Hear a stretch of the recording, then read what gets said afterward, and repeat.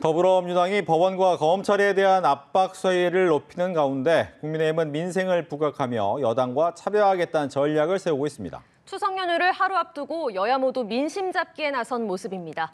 정치권 이슈들 장현주 전 더불어민주당 법률위 부위원장, 송영훈 전 국민의힘 대변인과 자세히 짚어보겠습니다. 안녕하세요. 어서 오십시오.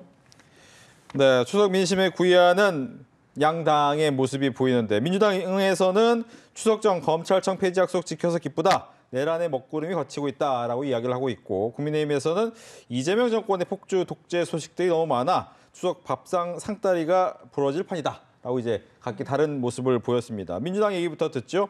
먹구름이 걷히고 있다. 일단 뭐 정당의 특히 명절을 앞두고의 행보에는 뭐 나름의 의미는 부여할 수 있을 것 같습니다. 특히 그동안은 전통적으로 여야 할 것 없이 명절 전에는 이제 귀성 인사를 하죠. 뭐 서울역이나 용산역에서 귀성 인사를 하는데 민주당은 오늘 용산역에서 귀성 인사를 이제 국민들께 보내드리는 이런 모습을 보여줬고요. 이제 국민의힘은 귀성 인사 대신에 뭐 송편을 빚는 봉사활동을 한 것으로 보이는데요. 뭐 각기 정당마다 본인들이 뭐 내고자 하는 메시지에 따라 행보는 다르게 할 수 있다라는 생각은 듭니다. 다만 민주당 입장에서는요. 결국 중요한 건 이번 추석 밥상에 국민들께 어떤 것을 올려드릴 수 있느냐 이게 가장 중요하다고 생각이 드는데 민주당으로서는 여러 가지 성과들이 나름대로 있었지만 그중에서도 3대 개혁 중에 하나인 검찰개혁에 어느 정도는 완수가 됐다라는 것들을 국민들께 말씀드릴 수 있는 그런 기회가 될 거라는 생각이 있습니다.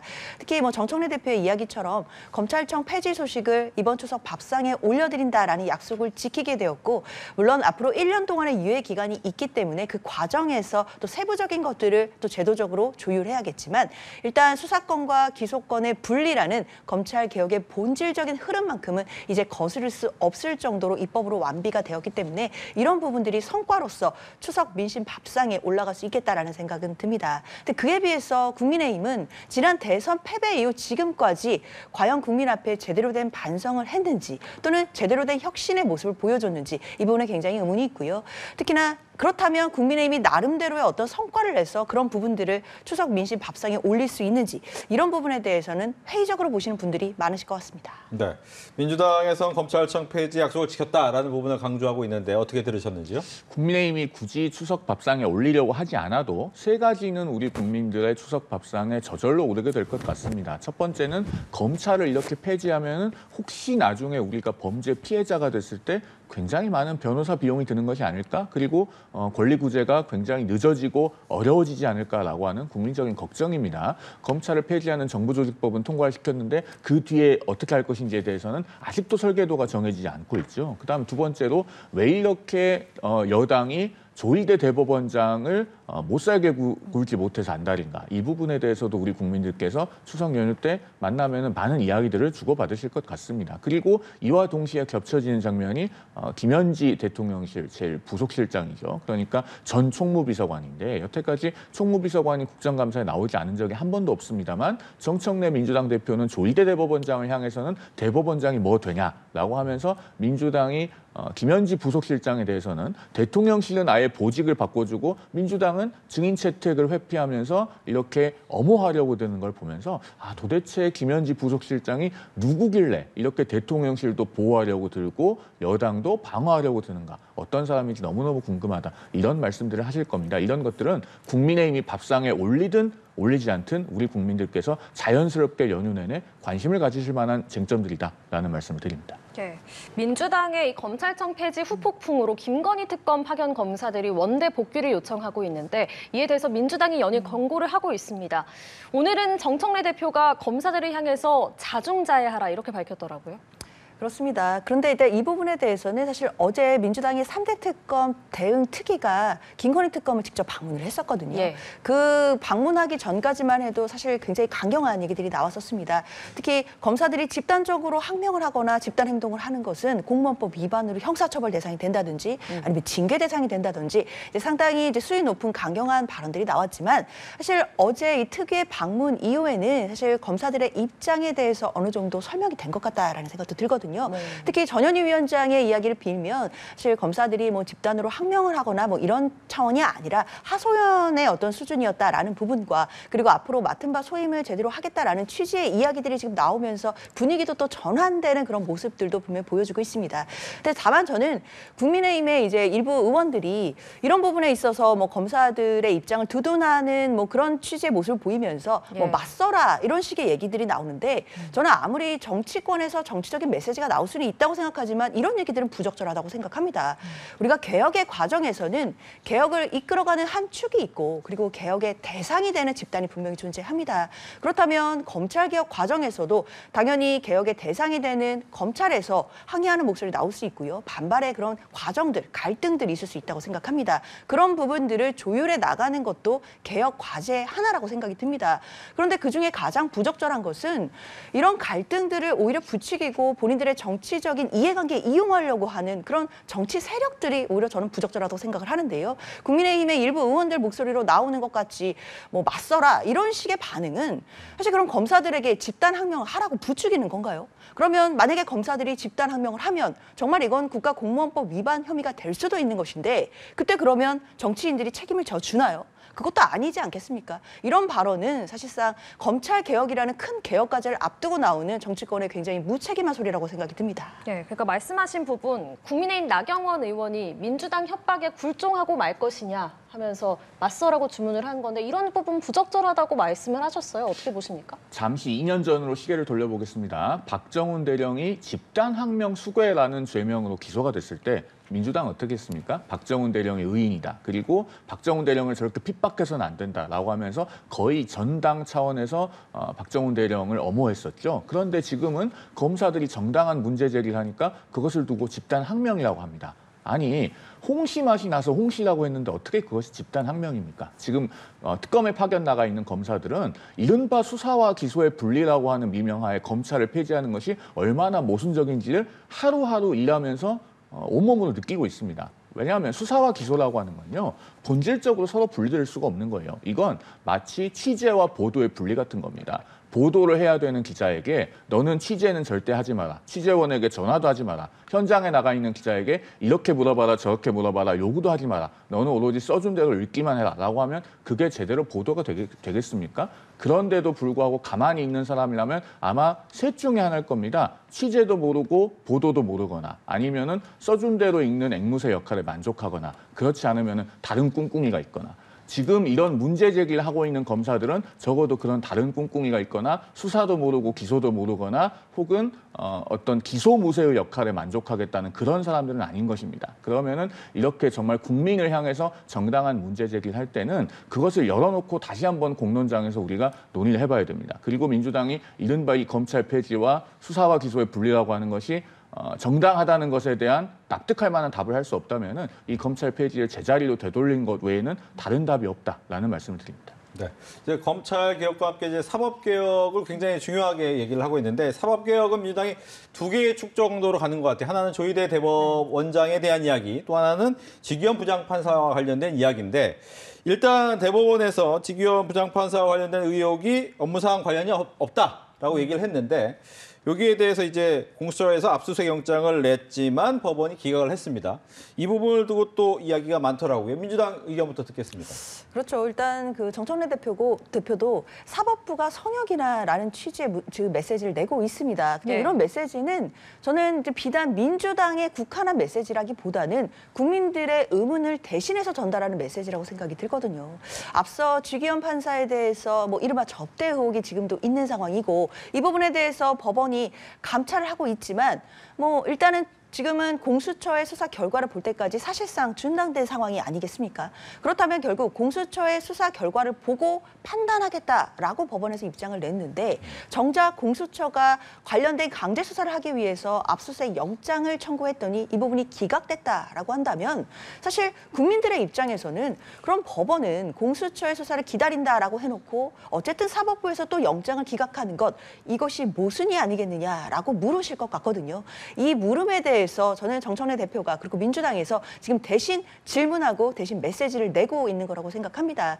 사실 압수수색 영장은요, 뭐 잘 아시다시피 구속영장에 비해서 사실상 발부가 더 잘 된다라고 알려져 있는 영장입니다. 왜냐하면 구속영장 같은 경우에는 실제로 피의자를 불러다가 신문하는 과정도 있지만 압수수색 영장 같은 경우에는 수사기관이 청구하는 청구서만 보고 법원에서 판단을 해서 영장을 부여를 하는데 이 부분에 대해서 기각되는 부분, 물론 이 기각된 사유를 좀 더 확인해 보아야겠지만 일단 국민 눈높이에서 봤을 때는 법원에서 이야기하는 것처럼 공수처의 수사를 기다려봐야 된다라고 했는데 공수처의 수사가 제대로 되지 않는다라고 한다면 어떤 결과를 기다리겠다는 것인지 의문이 든다라고 말씀드려야겠습니다. 네, 공수처 수사를 기다린다 하고 해놓고는 법원 스스로가 기각을 한 것은 모순이다라고 얘기를 했습니다. 법원의 감사위원회가 공수처의 수사 결과를 기다린다고 했다기보다는 공수처의 수사가 어쨌든 완료되지는 않았기 때문에 혹시라도 다른 결과가 나올 경우를 대비해서 그 가능성을 열어둔 것이다 정도로 표현할 수 있겠습니다. 그리고 이 압수수색 영장은 장 변호사님 말씀하신 대로 구속영장에 비해서는 쉽게 나오는 것이 맞습니다. 그런데 이 압수수색 영장조차 나오지 않고 있다는 것은 결국 범죄 혐의에 대해서 최소한의 소명도 없다는 것이죠. 실제로 법원감사위원회가 발표한 내용을 잘 보시면 일단 그 사진이 찍힌 시점 자체가 2023년 8월 9일이라는 것 아닙니까? 그러면은 12.3 비상계엄보다도 1년 이상 한참 전이에요. 도대체 법원의 구속 취소 결정과 무슨 관련이 있다는 것입니까? 그리고 지기현 부장판사가 근무했다고 하는 그 광주지방법원 장흥지원은요. 어떤 곳인가 하면은 민사부, 형사부, 가사부가 각각 하나씩 있는데 워낙에 관할이 작습니다. 군 2개거든요. 그래서 같은 법관들이 민사부, 형사부, 가사부를 모두 맡아서 할 정도로 아주 작은 법원입니다. 그런 곳에서 사법연수원생 또 공익법무관으로 인연을 맺었다고 하면은 상당히 친해질 수 있죠. 그러면 그런 인물들과 한 1년에 한 번 정도 정기적으로 만나는 것이 어떻게 접대의 소지가 있는지 잘 모르겠습니다. 그리고 민주당이 룸살롱이라고 지목했던 장소는 가운데가 개방되어 있어서 거기서 노래를 부를 수 있는 라이브 홀 같은 곳이다 이렇게 조사되지 않았습니까? 그러면은 이런 정도의 내용만 가지고 어떻게 압수수색 영장을 받을 수가 있겠습니까? 마지막으로 한 가지 덧붙이자면 그럼에도 불구하고 압수수색 영장이 나왔다고 생각하신다면 그 공수처라고 하는 수사기관의 역량을 생각해 봐야 됩니다. 2020년에 공수처를 만들 때 당시 국민의힘의 전신인 자유한국당은 반대했었죠. 그럼에도 불구하고 민주당이 다른 범여권 정당들과 함께 이 공수처를 만들었었는데 5년이 지나도록 수사 역량이 매우 부족하다라는 방증의 다름 아니다라는 말씀을 드리겠습니다. 네, 압수수색 영장이 나오지 않은 건 그만큼 범죄 혐의 소명이 어려운 거 아니냐? 글쎄요, 뭐 그렇게 볼 수도 있겠지만 압수수색 영장을 발부해주지 않은 주체가 또 법원이었다라는 점에서는 국민 눈높이에서는 사실상 모순이다라고 볼 여지는 아직도 남아 있는 것 같습니다. 뿐만 아니라 지금 계속해서 국민들께서 또 사법부에 대해서 신뢰를 거두고 계시는 부분 또는 신뢰가 흔들리고 있는 부분은 이런 모습과 다 연결되고 있다고 생각이 들거든요. 사실상 사법부의 독립을 이야기하기 위해서는 결국 국민적인 신뢰를 받는 것 그것이 먼저여야 될 텐데 사실상 국민들께서 의심의 눈초리로 바라보고 계시고 그리고 여러 가지 의혹들이 있는 부분에 대해서 아직 명쾌하게 풀리지 않았다라고 한다면 사실상 국민의 신뢰를 제대로 회복하기는 어려울 거라고 생각이 들고요. 그런 차원에서 지금 사법부의 독립이 흔들리는 것 어쩌면 사법부가 자초한 부분도 있다라는 생각도 듭니다. 따라서 사법부의 독립 아주 중요한 헌법적인 가치이기 때문에 그 부분도 정말 중요하지만 그것만큼 중요한 것은 사법부도 스스로 본인들이 국민들의 신뢰를 잃어가고 있는 것은 아닌지에 대해서 돌아보고 또 자정작용을 좀 발휘해보는 그런 부분도 좀 고민할 필요가 있다고 생각합니다. 저는 반대로 보는데요. 아마도 이 압수수색 영장 청구가 기각된 것이 법원의 제19 감싸기 아니냐 이렇게 말씀하시고 싶은 것 같습니다. 그런데 지금 어떤 국면입니까? 조희대 대법원장이 한덕수 전 국무총리, 정상명 전 검찰총장, 김충식 씨 이런 사람들을 만났다고 하는 이른바 사인 회동설이 아무런 근거가 없다는 것이 밝혀지고 있는데도 민주당은 억지로 대법원장 나오라고 청문회를 개최하기까지 했습니다. 그리고 지기현 부장판사에 대해서도 지금 근거가 부족한데 이렇게 의혹 제기를 해서 특정 법관에 대한 좌표찍기를 하다시피 하고 있는 상황이죠. 그러면은 압수수색 영장 청구가 들어와서 그것을 판단해야 되는 법관 입장에서도 굉장히 심리적인 부담이 크지 않겠습니까? 그리고 제19 감싸기라는 오해를 받고 좌표찍기를 당하느니 차라리 내가 그냥 영장 내주고 말지. 왜냐하면 압수수색 영장은 원래 쉽게 나온다는 것을 이제 우리 국민들도 아시는 마당이 보니 내가 그냥 영장 내주고 말겠다라고 편하게 생각할 수 있을 겁니다. 그럼에도 불구하고 영장이 기각됐다면 적어도 지금 상황은 공수처가 충분히 범죄 혐의에 대한 소명 자체를 하지 못하고 있다. 그리고 법원감사위원회가 발표한 것 이외로 어떤 새로운 증거가 발견되지는 않은 상황이다. 이렇게 보는 것이 합리적 추론이라고 여겨집니다. 네. 그런가 하면 국민의힘은 민주당 출신의 김경 서울시 의원과 특정 종교단체에 유착 의혹을 제기하고 있는데 이 의혹의 본질은 김민석 국무총리의 내년 지방선거를 위한 사전 선거운동이다 이렇게 주장을 하고 있지 않습니까? 이 의혹에 대해서 어떤 생각 갖고 계시는지요? 그래서 국민의힘이 자꾸만 김민석 총리를 끌어들이려고 하는 것 같습니다. 말 그대로 의혹을 좀 더 키워서 정치적인 공세를 하겠다라는 목적이 있는 것으로 보이는데요. 게다가 일단 뭐 특정 종교단체가 개입됐다 이런 의혹을 확대해서 사실 국민의힘이 지금 사실 연루돼 있는 통일교회 입당과 관련된 의혹들 이런 부분에 대해서 국면을 전환하고자 하는 의도가 있는 것이 아닌가라는 생각이 듭니다. 사실 국민의힘에서 지금 김경시 의원을 지금 고발했다라고 알고 있거든요. 그렇다면 이 부분에 대해서 뭐 설령 김민석 총리가 정말 연결이 되어 있는지 이런 부분들은 수사를 통해서 밝혀질 일이라고 생각이 들고요. 지금 현재 시점에서 김민석 총리가 관여되어 있다거나 또는 관여된 정황이 있다거나 이렇게 볼 만한 뚜렷한 근거는 저는 없다고 생각합니다. 그런 상황이기 때문에 수사가 진행된다 하더라도 김민석 총리가 뭐 관련돼서 수사를 받을 가능성은 거의 없다고 생각이 듭니다. 네, 민주당은 진상조사를 지시를 했고 그리고 해당 의혹을 조사한 민주당 서울시당 윤리심판위원이 김 시의원에 대해서 제명 처분에 해당하는 징계 사유가 있음이 확인됐다라고 밝혔습니다. 다만 특정 종교단체 입당은 파악되지 않았다라고 했는데 이 조사 결과는 어떻게 해석하십니까? 믿기가 매우 어렵죠. 왜냐하면요, 정당의 입당 원서에는 국민의힘도 그렇고 민주당도 그렇고 종교를 적는 란이 없어요. 그러면 어떻게 특정 종교단체로부터의 집단 입당이 있는지 없는지 알 수가 있죠. 이게 없다고 단정하는 거는 사실관계를 정확하게 확인하지 않은 상태에서 미리 단정한 것일 가능성이 매우 큽니다. 국민의힘에 대해서 뭐 통일교 신자 숫자가 얼마다라고 하는 이야기도 당에서는 사전에 확인할 수가 없었습니다. 왜냐하면 정당의 당원 데이터베이스에는요 종교란 자체가 없어요. 그렇기 때문에 이런 식으로 함부로 꼬리 자르기를 하려고 들면 안 되는 겁니다. 오히려 정청래 대표가 그동안에 많이 촉구했듯이 국민의힘이 당원 명부 압수수색을 받을 때 그것에 순순히 응하라라고 하지 않았습니까? 그 그대로 민주당도 지금 강제 수사를 받아야 되는 겁니다. 왜냐하면요, 이런 종류의 사안에서는 보통 그 녹음 파일에 등장하는 당사자들끼리만 공모를 하는 것이 흔치 않은 일입니다.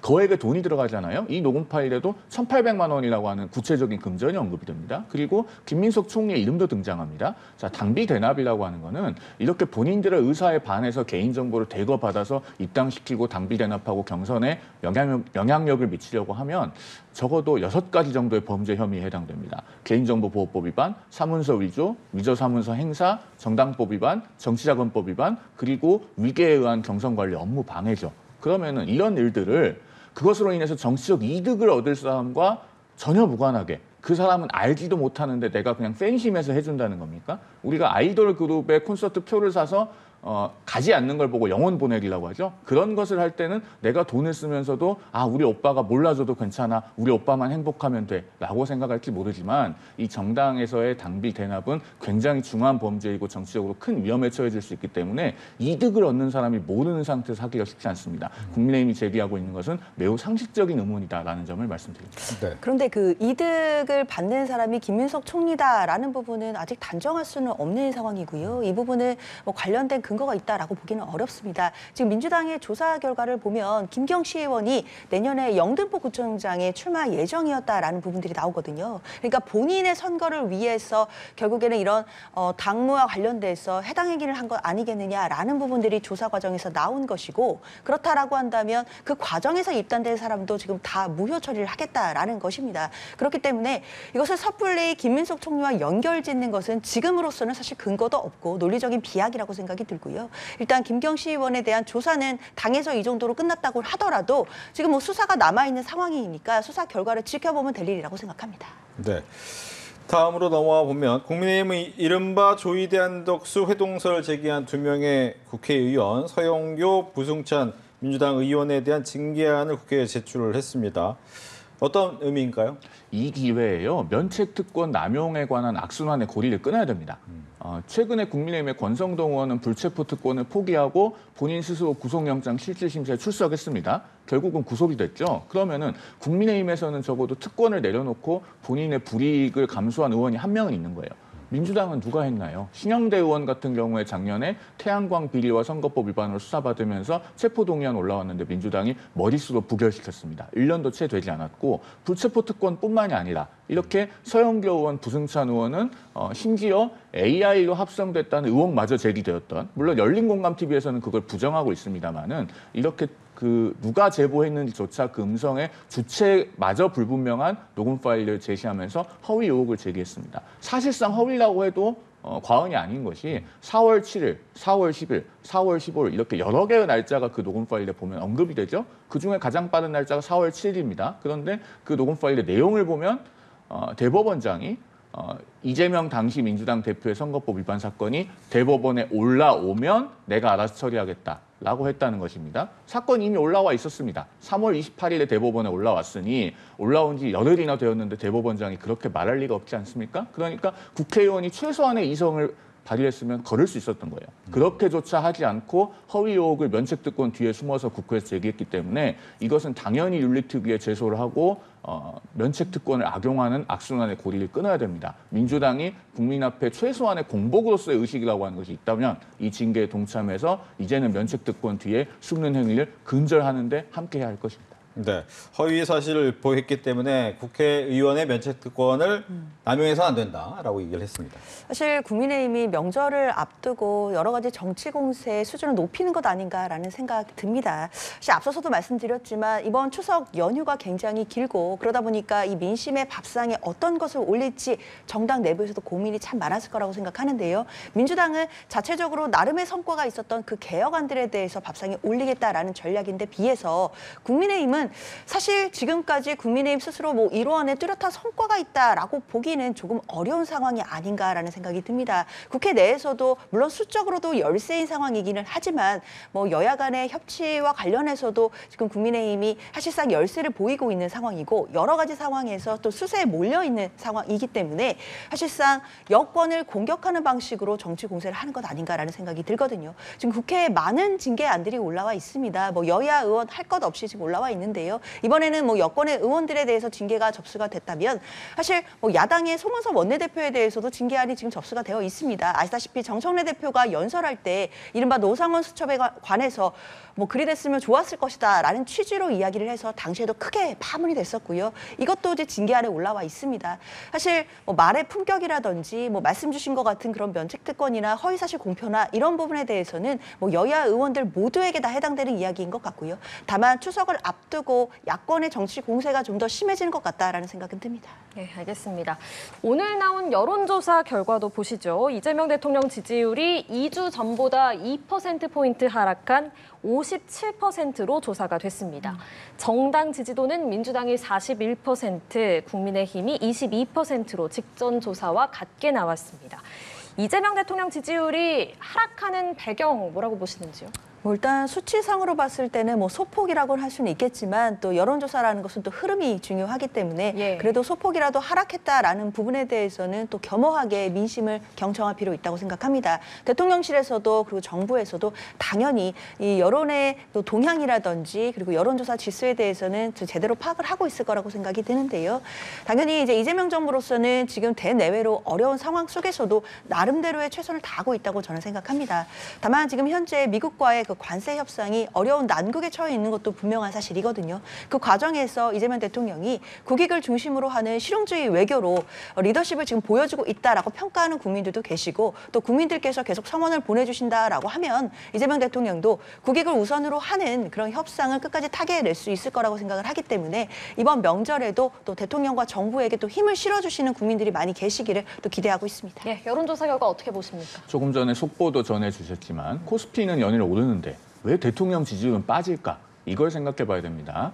같은 조사에서 직전 조사 대비 2% 하락하기만 한 것이 아니고 한 달 전보다는 5%가 하락했고 2달 전하고 비교해 보면 8%가 하락했습니다. 결국은 이재명 대통령의 지지율이 내려가고 있는 추세다. 이렇게 표현해도 문제가 없을 것 같아요. 자, 이건 왜 그런가? 최근에 있었던 가장 중요한 일은 결국은 여권이 조희대 대법원장에게 일종의 집단 린치를 가한 겁니다. 앞서도 말씀드렸지만 아무런 근거가 없는 사임 회동서를 제기하고 그것이 허위로 판명되어 가는 상황에서도 오히려 법사위가 청문회를 개최하면서 대법원장 보고 나오라고 했죠. 그 법사위에 누가 있습니까? 앞서 윤리특위에 제소한 것도 말씀드렸지만 사임 회동서를 제기한 당사자인 서영교 의원 본인이 있어요. 법사위원으로 있는 상태에서 적반하장으로 대법원장을 불러서 청문회를 하겠다는 겁니다. 이런 모습들이 결국은 대통령에 대한 국정수행 평가에까지 민심에 영향을 미치는 거예요. 제가 봤을 때는 다음 조사에서 이 지지율은 더 빠질 겁니다. 왜? 대법원장은 그렇게 극구 증인으로 불러내려고 하면서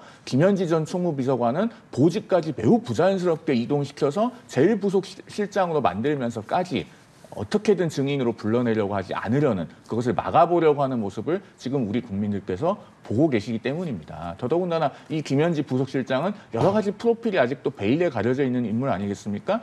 이제 오늘 오전에서야 뭐 어느 대학 출신이다라고 하는 것이 보도되고 있습니다만은 여전히 투명하지 못한 점이 너무 많고 특히 비서실세라고 하는 표현까지 쓸 수 있을 정도로 본인의 직분을 훨씬 넘는 권한과 영향력을 행사하고 있는 것이 아니냐라고 하는 의문을 받고 있습니다. 그렇다면은 대통령실도 김현지 비서관 본인도 그리고 민주당도 어떻게든 증인으로 나오지 않거나 나오지 않게 하려고 할 것이 아니라 떳떳하게 국회 증인으로 나오도록 해서 국민을 대신한 국회의원들의 특히 야당 의원들의 질문을 받도록 해야 된다라는 말씀을 드립니다. 예, 알겠습니다. 지금까지 장현주 전 더불어민주당 법률위 부위원장, 송영훈 전 국민의힘 대변인 두 분과 함께 이야기 나눴습니다. 고맙습니다.